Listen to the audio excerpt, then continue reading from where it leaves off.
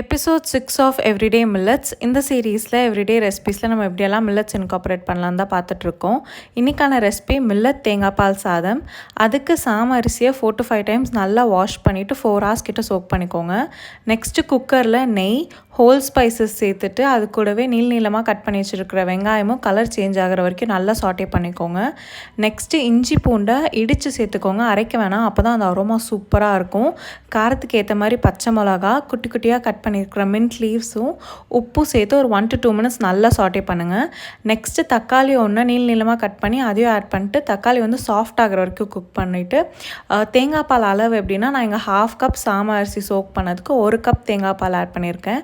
தேங்காய் பால் நல்லா கொதிச்சதுமே சோக் பண்ணி வச்சுருக்கிற சாம அரிசியும் ஆட் பண்ணிவிட்டு 2 whistles and 25 minutes கழித்து ஓப்பன் பண்ணிங்கன்னா நல்ல உதிரியான தேங்காய் பால் சாதம் ரெடி. இது ரொம்ப டெலிஷியஸாக இருக்கும், கண்டிப்பாக ட்ரை பண்ணி பாருங்கள். டீட்டெயில் ரெசிபி இமேஜ் வேணும்னா கோகனட் மில்க் ரைஸ்ன்னு கமெண்ட் பண்ணுங்கள், நான் உங்களுக்கு டிஎம் பண்ணுறேன் டைரெக்டாக.